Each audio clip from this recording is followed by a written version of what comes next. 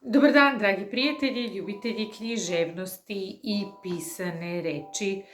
Današnji segment na kanalu 3 minuta za književnost posvetit ćemo još jednom delu klasične književnosti. Znate da često na ovom kanalu pričamo o delima klasične književnosti. U pitanju je portret jedne dame, britanskog pisca američkog porekla Henrya Jamesa. Dok su njih dvojica razmenjivali pošalice, Ralph Tačet šetao je podalje mlitavim korakom s rukama u džepovima i praćen u stopu svojim malim nakostrešenim terijerom. Licem je bio okrenut prema kući, ali zamišljen pogled bio je uprt u travu, pa je tako neko vreme mogao da bude predmet posmatranja jedne osobe koja se baš tada pojavila u širokim kućnim vratima pre nego što će on primetiti nju. Pažnju mu skrenu tek ponašanje njegovog psa koji iznenada odskakuta napred uz neprekidno piskavo keftanje, u kome se istina više osjećala nota dobrodošlice nego izazivanje. Osoba o kojoj je reč bila je mlada devojka koja izgleda odmah razumela raspoloženje psa. On je brzo dojurio do nje i stajao je sad kraj njenih nogu, gledajući u nju i lajući neprestano.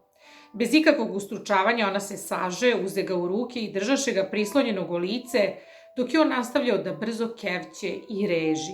Njegov gospodar imao je sada priliku da i sam priđe i vidi da je nova prijateljica mladog psa Bančija, visoka devojka u crnoj haljini, koja je izgledala lepa već na prvi pogled. Bila je bez šešira kao da ostaje u kući, jedna činjenica koja zbuni kuće vlasnikovog sina, jer je bio svestan da je kuća zaštićena od posetilaca, što je bilo potrebno s obzirom na njegovo slabo zdravlje. Umeđu vremenu i dva druga džentlmena obratiše pažnju na novu pojavu. Pobogu, ko je ova nepoznata žena, upita gospodin Tačet. Možda je to sestričina gospođe Tačet, ta samostalna mlada dama, primeti Lord Warburton. Rekao bih da je ona s obzirom na to kako postupa s psom. Drugi pas Koli takođe je usmerio pažnju na mladu damu na vratima kući i odgegao se do nje mašući repom. Ali gde je onda moja žena, mrmljao je stari gospodin. Verovatno je ova mlada dama ostavila negde, to je u skladu s duhom nezavisnosti. Devojka se obratila Ralfu s osmehom, držeći i dalje terijera. Je li to vaš mali pas, gospodine? Bio je moj do malo pre, ali vi ste odjednom u znatnoj meri stekli pravo svojine nad njim. Možemo li onda da ga smatramo zajedničkim, upita devojka. On je tako jedno savršeno malo srce. Ralf iza trenutak pogleda. Bila je lepa preko svih očekivanja. Možete da ga smatrate svojim u potpunosti, odgovori zatim. Imao se utisak da mlada devojka raspolaže samopouzdanjem i za sebe i u odnosu prema drugima, pa ipak ova spontana velikodušnost učini da ona pocrvene. Trebalo bi da vam kažem da sam ja verovatno vaša sestra od tetke, izjavi ona spuštajući psa iz ruku. A evo ga još jedan, dodade brzo kad vide Kolija koji joj se približavao. Verovatno, kažete, uzviknu mladi čovek kroz smeh. Smatram da je stvar definitivna. Vi ste doputovali s mojom majkom. Da, pre pola sata. I ona vas je ovde smestila i opet otputovala. Ne, otišla je pravo u svoju sobu, a meni je rekla da vam kažem, ako vas vidim, da treba da odete do nje u 6:45. Mladi Tačet pogleda u svoj časovnik. Hvala vam najlepše, biću tačan, a onda pogleda svoju rođaku. Vi ste ovde dobrodošli, neobično mi je milo da vas vidim. Svojim živim okom ona je posmatrala sve, i svog sagovornika i oba psa i dva džentlmena pod drvećem, divnu panoramu koja se pružala pred njenim očima. Ja još nisam videla nešto tako lepo kao što je ovo imanje. Obišla sam celu kuću, prosto sam oduševljena. Žao mi je što ste tako dugo ovde, a mi to nismo ni znali. Vaša majka mi je rekla da ljudi u Engleskoj ne vole da izazivaju pažnju kad dolaze, pa sam mislila da je tako u redu. Je li to vaš otac, jedan od onih džentlmena? Da, onaj stariji što sedi, reče Ralf. Devojka se nasmeja. Nisam ni mislila da je onaj drugi. Ko je on? To je jedan naš prijatelj, Lord Warburton. Divno, baš sam očekivala da sretnem nekog lorda. To je sasvim kao u romanu. O, ti slatko stvorenje, uskliknu devojka iznenada, saže se i ponovo uze u naručje malog psa. Glavni likovi u romanu su Isabel Archer, inteligentna, lepa, živahna i nezavisnog duha, mlada Amerikanka koja dolazi sa tetkom u posetu kod nje i njenog muža i sina u Englesku i umeđu vremenu postaje bogata naslednica, a samim tim na meti više udvarača. Zatim tu je Ralph Tatchett, sin njene tetke, sa kojim ima posebnu vezu i za koga shvata na kraju romana da ga zapravo voli. Tu je Lord Warburton, koji u jednom trenutku prosi, ali ga ona odbija.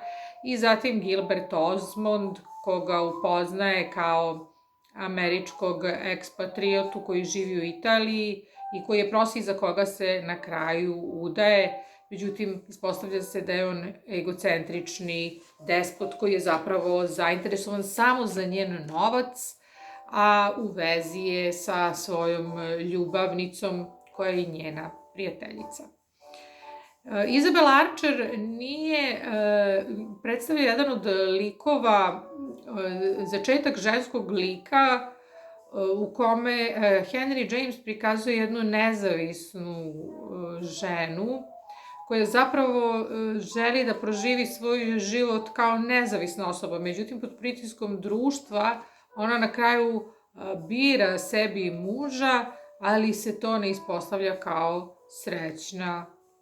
srećna odluka za nju. Ona nije srećna u tom braku, iako pronalazi neku utehu družeći se sa ćerkom ovog svog muža. Dakle, na kraju neću vam reći šta se dešava na kraju, zapravo kraj je otvoren, ostaje pitanje da li će ona ostati u tom braku ili će ga napustiti. Ono što je još važnije jeste da jedan tako lep ženski lik pratimo kroz neke njene faze.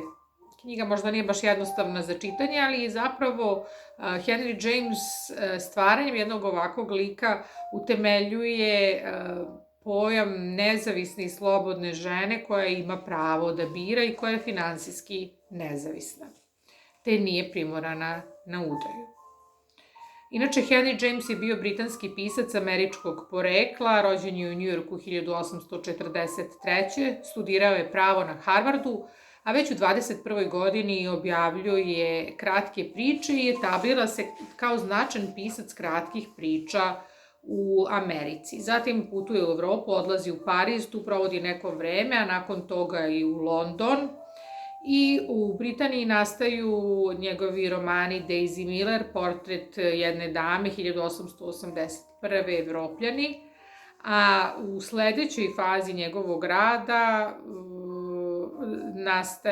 nastaju dela, dakle u narednih 10 godina nastaju dela poput Okretaja zavrtnja, dok bi završna faza predstavljala romane Krila golubice i Ambasadori. U svojim delima on je često prikazivao Amerikance koji se susreću sa evropskim načinom života, dakle on prikazuje stari i novi svet, njihove sukobe i na neki način pokušava da ih pomiri, a i on se sam poigrava činjenicom da pripada dvema svetovima i na taj način pokušava da uspostavi filozofiju koja govori o umeću življenja. O pojavama i o događajima u romanu piše iz vizure različitih likova i na taj način crta psihološki lik